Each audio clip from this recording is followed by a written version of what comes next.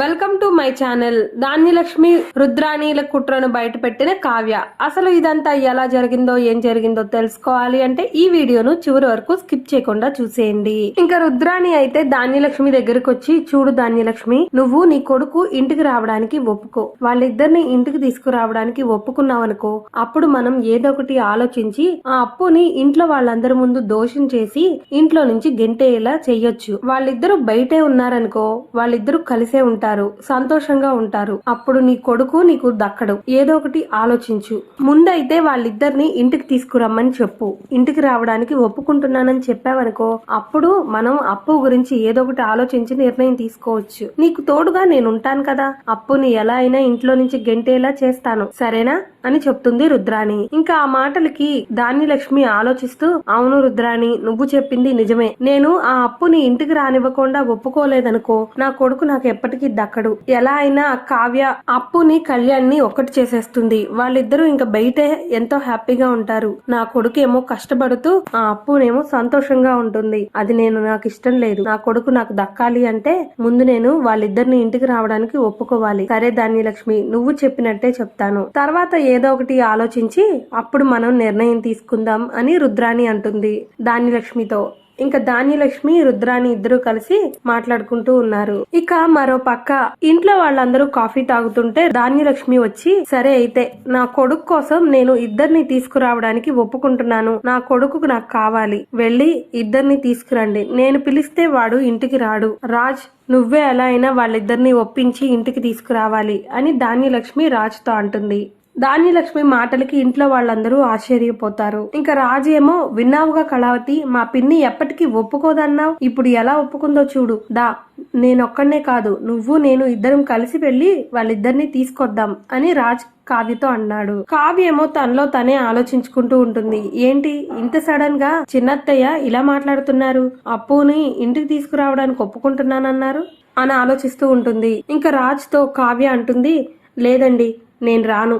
నేను వాళ్ళిద్దరిని ఇంటికి తీసుకురావడానికి నేను వచ్చాననుకోండి, రేపొద్దున్న ఏదన్నా జరిగితే నా కొడుకు నాకు దక్కనివ్వలేదు, నువ్వే నా కొడుకును నాకు దూరం చేశావని మీ పిన్నిగారు అంటారు. ఈ నిందలన్నీ నాకొద్దు, నేను తీసుకురానండి అని కావ్య చెప్పేసి పైకి వెళ్ళిపోతుంది. ఇంకా రాజేమో ఇంట్లో వాళ్ళందరికీ మరేం పర్వాలేదు, నేనే వెళ్లి వాళ్ళిద్దరిని ఎలా అయినా ఒప్పించి తీసుకొస్తాను అని చెప్తాడు ధాన్యలక్ష్మితో. ఇక మరో పక్క రాజ్ అప్పు కళ్యాణ్ దగ్గరకు వెళ్లి, ఇంకా రాజ్ అప్పు కళ్యాణ్ తో మాట్లాడుతూ, చూడు కళ్యాణ్, మీ అమ్మ నిన్ను వదిలి ఉండలేదు, మీ నాన్న కూడా చాలా బాధపడుతున్నారు. నా మాట విని ఇంటికి వచ్చేసేయండి.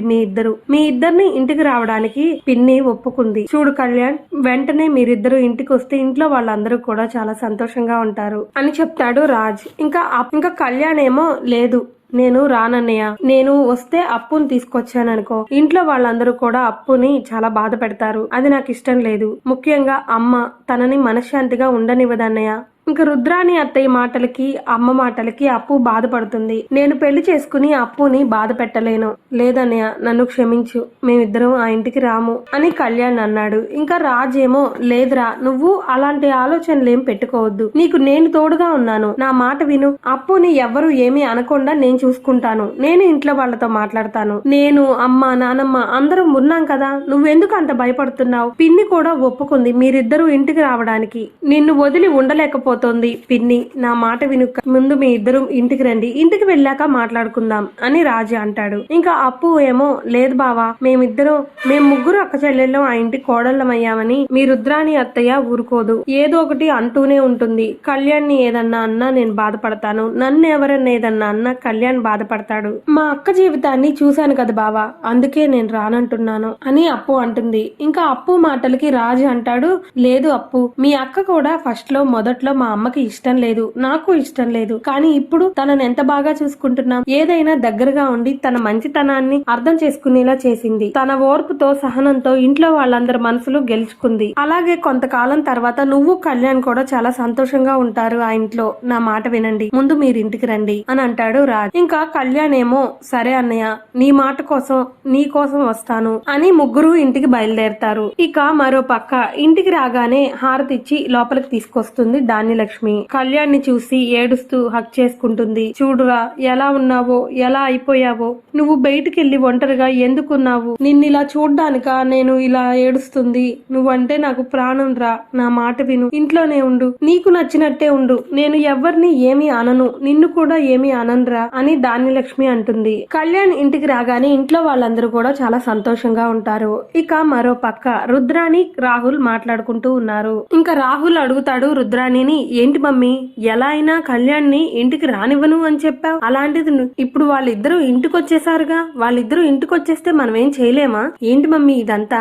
ఇంట్లో వాళ్ళందరూ సంతోషంగా ఉన్నారు కదా అని రాహుల్ అడుగుతాడు. ఇంకా రుద్రాణి ఏమో, చూడరా అప్పు కళ్యాణ్ బయటే ఉంటే ఎప్పటికైనా ఈ ఇంటికి రావాల్సిందే, ఈ ఇంటికి వస్తానే ఉంటారు, అలాంటిది వాళ్ళిద్దరిని బయట వదిలేసామనుకో వాళ్ళిద్దరూ కలిసి సంతోషంగా ఉంటారు, అప్పుడు మనం అనుకున్నది ఎలా జరుగుతుందిరా? ఆ కళ్యాణ్ గాడిని ఇంటికి తీసుకొచ్చి అప్పుని కళ్యాణ్ ని విడదీసి ఆ కళ్యాణ్ పిచ్చోళ్ళ ఒంటరిగా ఉండిపోతాడు. చెల్లెల గురించి బాధపడుతూ ఇంకా కావ్య పుట్టింటికి వెళ్ళగొట్టేలా చేయాలి, అప్పుడు అన్నదమ్ములు ఇద్దరూ కలిసి ఏ బాధలు లేకుండా హాయిగా ఉంటారు. అప్పుడు ఆ అక్క చెల్లెళ్ళు ఇద్దరిని కూడా ఇంట్లో నుంచి గెంటేలా చెయ్యొచ్చు. అప్పుడు ఈ ఆస్తి మొత్తానికి వారసుడివి నువ్వు ఒక్కడవే అవుతావు, ఆస్తి వాళ్ళకెలా ఎల్లనిస్తాన్రా అని రుద్రాణి అంటుంది రాహుల్ తో. నిజమే మమ్మీ, నువ్వు చాలా బాగా ప్లాన్ చేస్తావు, నేనే నీ గురించి అంచనా వేయలేకపోయాను. అప్పుడు ఈ స్వప్నను కూడా ఎలాగోలా వదిలించుకుందాం మమ్మీ, నా వల్ల కాదు, దీని నోటుకొచ్చినట్టు మాట్లాడుతుంది అని రాహుల్ అంటాడు. చూడరా నీకు ఆ స్వప్నని వదిలించుకునే అంత ఇది లేదురా, ఎందుకంటే ఆ ఇద్దరు అక్క చెల్లెల్లాగా ఆ స్వప్న కాదు. స్వప్న మాటలకి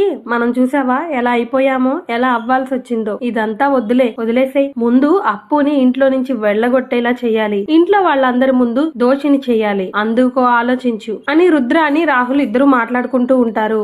దూరం నుంచి కావ్య చూస్తుంది. కావ్య చూసి షాక్ అవుతుంది. ఇందుకేనా మా అప్పు నేను కళ్యాణ్ని ఇంటికి తీసుకురావాలని కోరుకున్నారు, చిన్నత్తయ్యకి రెచ్చగొట్టి ధాన్యలక్ష్మి తీసుకువచ్చేలా చేశారు, నేనేంటా అనుకున్నాను అని తనలో తనే అనుకుంటూ ఉంటుంది కావ్య. మీ సంగతి చెప్తానుండండి అని చెప్పి ఇంకా కావ్య ఏమో ఫోన్ తీసి వీడియో తీస్తుంది. ఇంకా వాళ్ళ మాటలన్నీ కూడా రికార్డ్ చేస్తూ వీడియో తీస్తుంది కావ్య. ఇక మరో పక్క రాజ్ దగ్గరికి వెళ్లి, చూడండి మీ రుద్రాణి అత్తయ్య ఇంత ప్లాన్ చేసిందో, ఆవిడ మామూలుది కాదు, నేను ముందు నుంచి అనుకుంటూనే ఉన్నాను, నా చెల్లెల్ని ఇంటికి తీసుకురావడానికి ఎందుకు ఒప్పుకున్నారా చిన్నత్తయ్య అని ఆలోచిస్తున్నాను, ఇప్పుడు అర్థమైందా మీ రుద్రాణి అత్తయ్య ఎంత ప్లాన్ చేసిందో అని కావ్య రాజ్ తో అంటుంది. ఇంకా రాజ్ ఏమో మౌనంగా ఉండిపోతాడు. కావ్య ఏమో, లేదు నేను అందుకనే ముందు నుంచి కూడా వాళ్ళిద్దరిని ఇంటికి తీసుకురావడానికి ఒప్పుకోలేదు, వాళ్ళని ఇంటికి తీసుకొస్తే ఇదిగోండి ఇప్పుడు జరిగిందే జరుగుతుంది, ఇప్పుడు నా చెల్లెల మీద ప్లాన్ చేస్తున్నారు, నా చెల్లెల్ని ఇంట్లో నుంచి వెళ్ళగొట్టేలా చెయ్యాలి అనుకుంటున్నారు. అప్పు నాలా కాదు,